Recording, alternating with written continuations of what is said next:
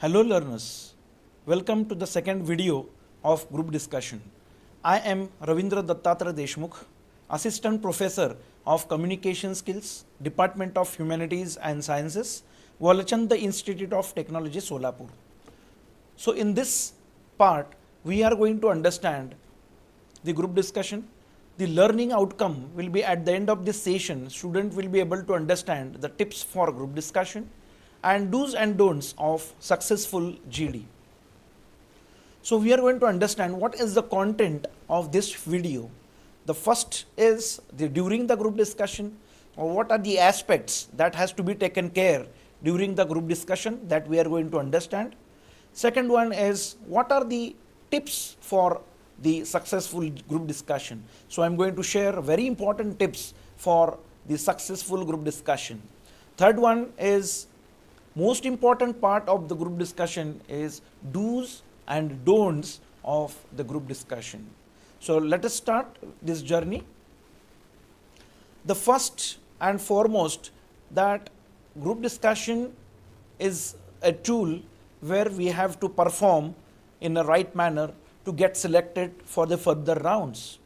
So students on regular basis, they are asking me these questions that what should I do if I don't understand the topic properly? Should I ask the evaluators to explain? Now this is the question which is being faced by most of the students, that at the initial or at the beginning they do not understand the topic of the group discussion. So students ask that should I ask the evaluators to explain what is the topic all about? So the answer is no. You cannot ask the evaluator explain something about the topic. Now why should not you ask? Because every time you ask that you should seek for help. You should ask if you have some problems. At this moment, why can't you ask that what is the exact topic all about?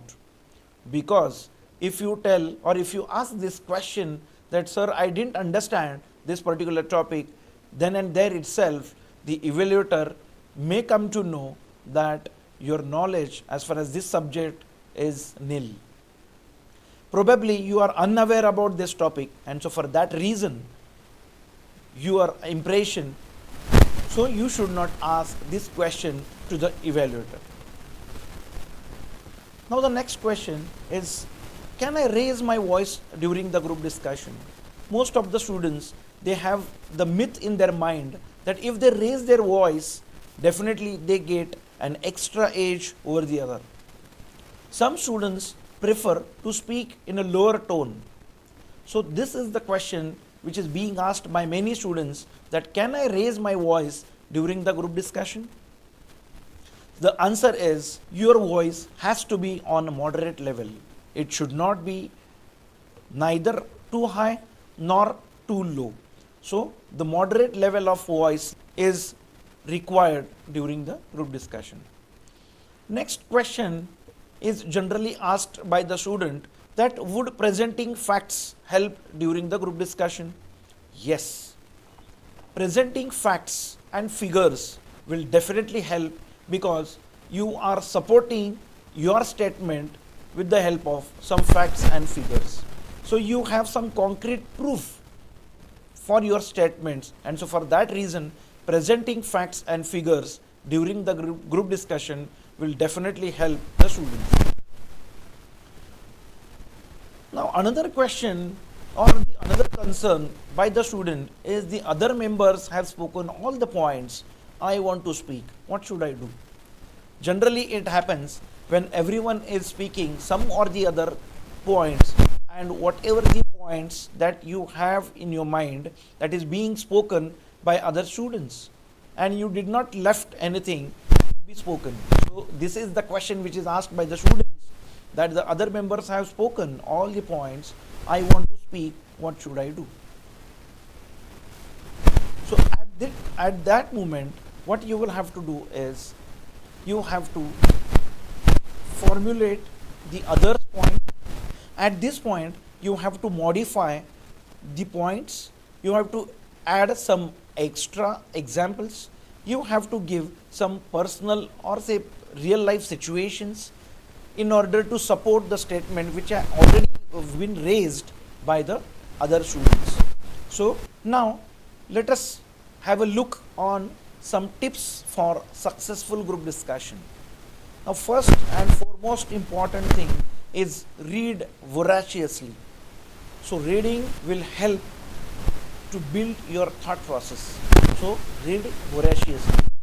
Second one is initiate the discussion. Initiate means taking the lead.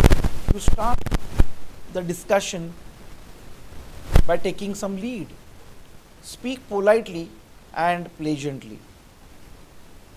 While speaking, you should speak polite and pleasant. The next one is be precise. Whatever you are going to speak, it has to be precise. It has to be concise. It has to be true to the point. Don't ramble everywhere. The next important tip is acquire and apply knowledge. Most of the time, students they acquire but they don't apply knowledge. So acquire and apply knowledge during the group discussion. Next is agree with the right. In the group, some might have raised a valid point, a right point. So at that moment, you must agree with the person who is right. Next is speak confidently. Confidence is the key to the success. So speak confidently in the group discussion. Next one is use positive body language. Using positive body language will create a different impression about your personality. So for that, you have to use the positive body language. In positive body language, your gestures, your postures, your eye contact plays a vital role in the group discussion. And the last one is be a team player. You should be a part of team. You should collaborate, you should cooperate, and you should help the other members to speak and to contribute in this particular group discussion. Now we are going to understand what are the do's and don'ts of the group discussion. First of all, we are going to understand what are the do's. First one is listen to the subject carefully. Second one is put down your thoughts on a paper, because sometimes it is not possible for the students because there are many thoughts are coming into your mind.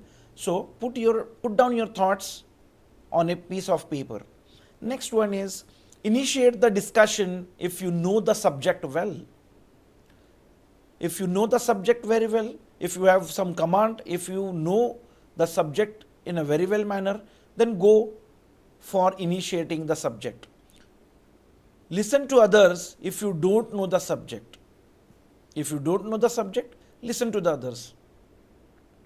Support your point with some facts and figures. Support your point with some facts and figures, because providing facts and figures will make your statement a concrete one. Make short contribution of 25 to 30 seconds 3 to 4 times. Give others a chance to speak. Speak politely and pleasantly. Respect contribution from other members. So it is one of the most important quality of a team member that you are respecting the contribution from other members. And the last do's is disagree politely and agree with what is right. So if you want to show the disagreement, you have to show it in a polite manner. If you want to show now let us understand what are the don'ts of group discussion. The first don'ts of GD is initiate the discussion if you do not have sufficient knowledge about the given topic. Remember, these are don'ts. These are the things which should not be done by the students. So whatever I am sharing with you right now, so these are the things not to be done by the students. Second one is overspeak, intervene and snatch others' chance to speak. Argue and shout during the group discussion. You should not argue and shout during the group discussion in order to dominate the discussion. Look at the evaluators or a particular group member. Talk irrelevant things and distract the discussion. Pose negative body gestures like touching the nose, leaning back on the chair, knocking the table with a pen, etc. The next don'ts is display low self-confidence with shaky voice and trembling hands. And the last don'ts of group discussion is try to dominate the discussion. So these are some of the don'ts that you should avoid during the group discussion. So I hope these are the do's and don'ts of the group discussion will definitely help you to perform better in group discussion. So I hope that you must have liked the videos and the content which has been shared in this video. Thank you very much.